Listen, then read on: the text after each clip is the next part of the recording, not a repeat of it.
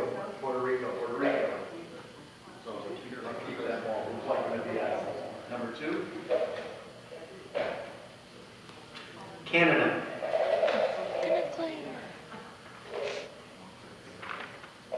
Asia Pacific.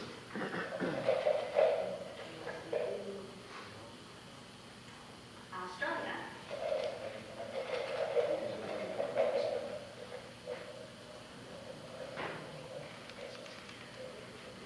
Latin America, and then the final draw. Europe. In Africa. Okay, so we have the international. I'll select those. Europe and Africa. Yep.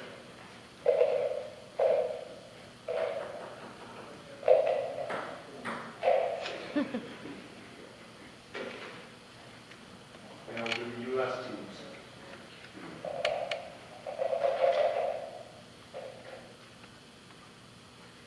I have U.S. Central.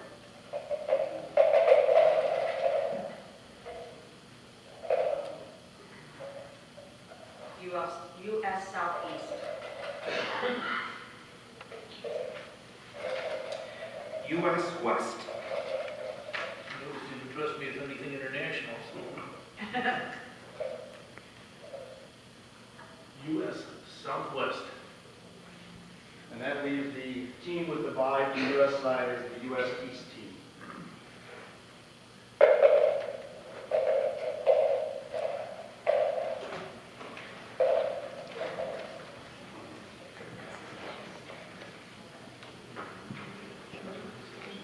So, Madam Chair, as I mentioned, the games will begin August 13th and go through August 20th. Councilman Missouri, I don't know if there's anything you'd like to add regarding the information surrounding the tournament, or the history of the event. We'll have our opening ceremonies that Saturday, so we get to meet all the teams, we get to welcome the world to Taylor.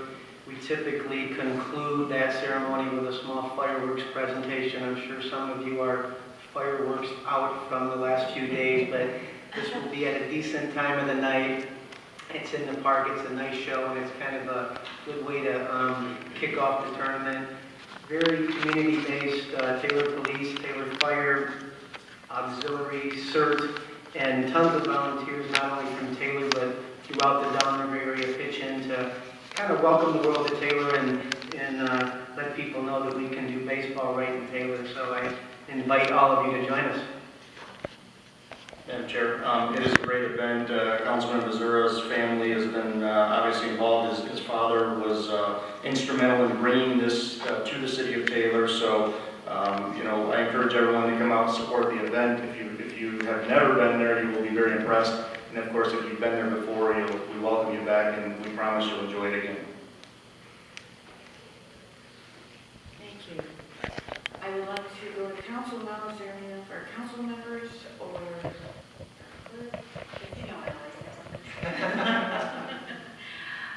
I believe I said the last meeting that I was at that we're prepping the absentee ballots for the August 8th election.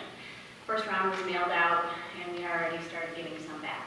So if you are eligible to vote absentee, feel free to stop by and see us, or you can get an application online, or you can call, we'll mail you one. If you want to vote in person, August 8th, 7 a.m. to 8 p.m. If you're not registered to vote and you're interested in voting, July 10th is the cutoff to be able to vote in the August 8th election. If you don't know what's on the ballot for the August 8th election, it's City Council. We have 16 people running. That needs to be narrowed down to 14 for the November election, which will then be narrowed down to 7. So, okay, if you have any questions, feel free to call me after this. Thank you. Madam Chair, Councilman I'd Woolley. just like to give a big shout out to everybody involved with the Taylor Festival this year. I thought all the bands was great. I thought the fair was ran well, and I thought the fireworks were really good, and just a lot of prep, and I thought everything went well, and I'd like to thank everybody that was involved in the decision making on that, and hopefully we have just as good a time next year. I don't think there was any major issues either. Madam Chair, I was just going to point out, in addition to Councilman Woolley's comments, there were 0 arrests. We had, you always have a couple of minor issues, but nothing that was, couldn't be handled on site, and All in all, it was a great event. We did dodge the bullet of rain again this year. It's always, it seemed like we're threatened with rain every year, but it ended up being, a very good turnout, a very good evening both nights, and we did get a lot of compliments regarding the selection of fireworks, which we do intend to do a similar show next year. And we try each year to add a little bit to it and try to do something a little bit different, so I would expect a better show again next year. But all in all, it was a great job. And there is a ton of time dedicated to this event. The staff, the police department, the fire department, the outside partners, everybody pulls together, and it truly is a team effort, and it went off very good this year. So great job by everyone, and I was glad to see everyone at the event that they could make it out.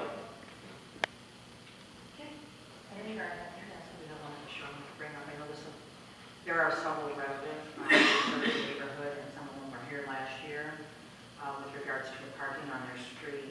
And I think there's some confusion about that. They were told one thing last year, and it appears to be something different this year.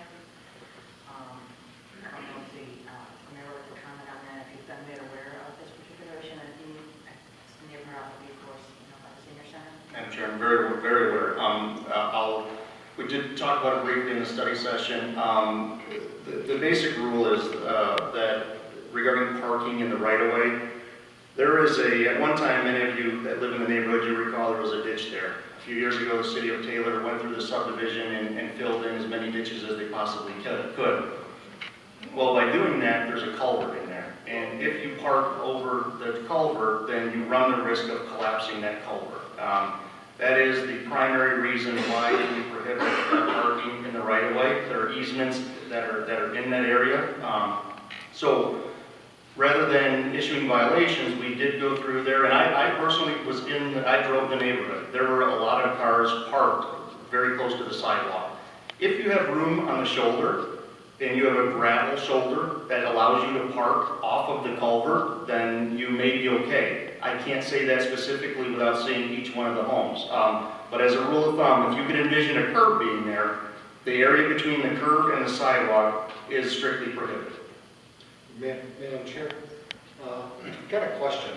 A lot of those culverts were put in 5, 6, 7 years ago, and they're plastic. Some have been in there for 20 years, and they're metal.